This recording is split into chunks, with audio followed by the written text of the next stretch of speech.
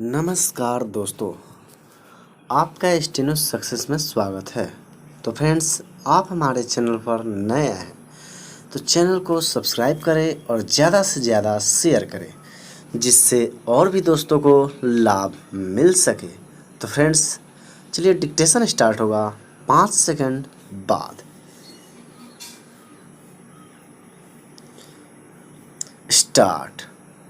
अवसाद, चिंता और तनाव की वजह से देश में बढ़ती आत्महत्या की घटनाएं मानसिक स्वास्थ्य के बड़े संकट को इंगित करती हैं। भारत विश्व में सबसे अधिक अवसादग्रस्त देश है तथा आत्महत्या के मामले में शीर्ष के देशों में शुमार है।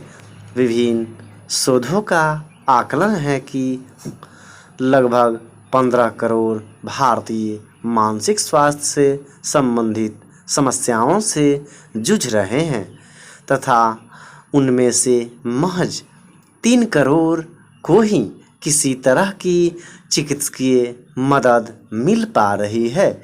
यह एक तथ्य है कि हर एक आत्महत्या यही बताती है कि बहुत सारे लोग ऐसी स्थिति में हैं कि वे अपनी जान ले सकते हैं।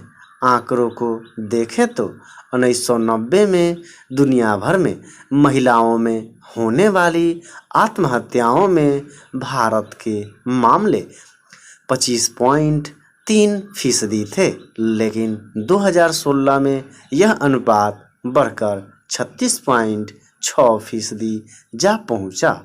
इस अवधि में पुरुषों का अनुपात 18.7 से बढ़कर 24.3% हो गया। आत्महत्याओं के पीछे इसने अनेक सामाजिक, आर्थिक और व्यक्तिगत कारण हो सकते हैं, किंतु अंततः यह एक मानसिक स्वास्थ्य का मामला है। हमारे देश में स्वास्थ्य सेवाओं की स्थिति संतोषजनक नहीं है और उसमें भी मानसिक स्वास्थ्य के प्रति उपेक्षा एवं उदासीनता का भाव है। ऐसी समस्याओं का सामना कर रहे 1 लाख लोगों पर औसतन 0.301 मनोचिकित्सक उपलब्ध हैं। ऐसे में कोई चाहे भी कि वह मेडिकल मदद ले, बहुत संभव है कि उसके आसपास ऐसे विशेषज्ञ ही न हो। इसी तरह से मानसिक परामर्शदाताओं की भी बड़ी कमी है, लेकिन इस संदर्भ में सबसे बड़ी बाधा सामाजिक स्तर पर है। जागरूकता और संवेदनशीलता के अभाव में लोग अव्वल तो मानसिक परेशानियों को गंभीरता से नहीं लेते और अगर वे अपनी मुश्किलों को साझा भी करना चाहें तो सामाजिक समझ आड़े आ जाती है। हमारे समाज में ऐसे लोगों को तिरस्कार या उपेक्षा के भाव से देखा जाता है और उनसे दूरी बनाकर रखने की कोशिश की जाती है। इस वजह से बहुत सारे परेशान हाल लोग अपनी समस्या साझा करने की जगह घुटन में रहने को विवश हो जाते हैं।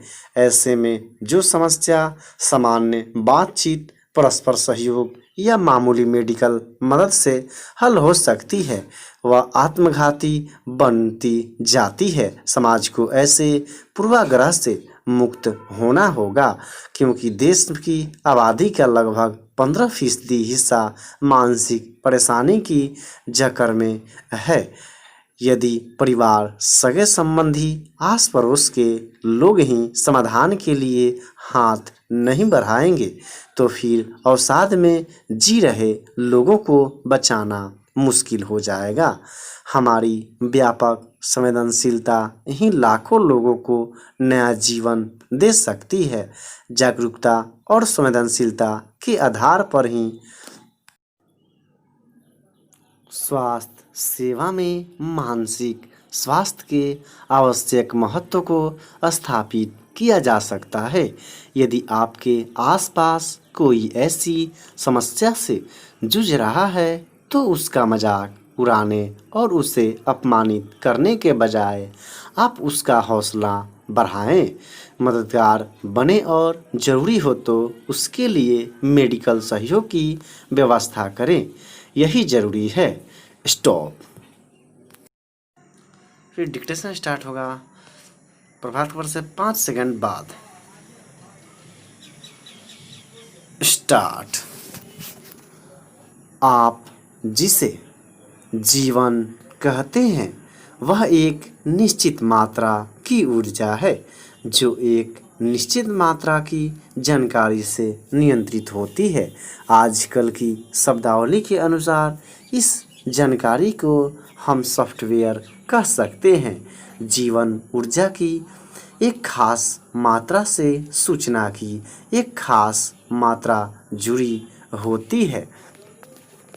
इन दोनों के मिलने से जो सूचना तकनीक बनती है वही आप हैं। आप में भरी गई एक खास प्रकार की जानकारी के कारण आप एक विशेष प्रकार के इंसान बन जाते हैं जो प्रभाव अतीत में जीवन पर पड़े हैं। वे आपके जन्म से कहीं अधिक पुराने हैं, लेकिन अगर आपके वर्तमान के बोध के अनुसार देखें तो आपके जन्म से आज तक आपके माता पिता कैसे थे, आपका परिवार कैसा था, आपको कैसी शिक्षा मिली, धार्मिक और सामाजिक रूप से आप पर कैसे प्रभाव पड़े, आपके आसपास सांस्कृतिक वास्तविकताएं कैसी थीं, ये सभी प्रभाव आपके भीतर गए हैं।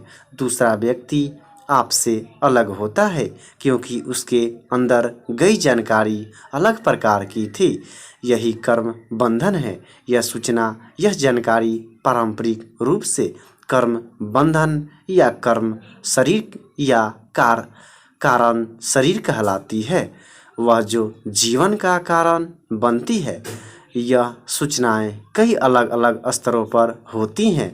इसके 4 आयाम हैं जिनमें से 2 अभी प्रासंगिक नहीं हैं। सही ढंग से समझने के लिए हम बाकी के बारे में बात कर सकते हैं।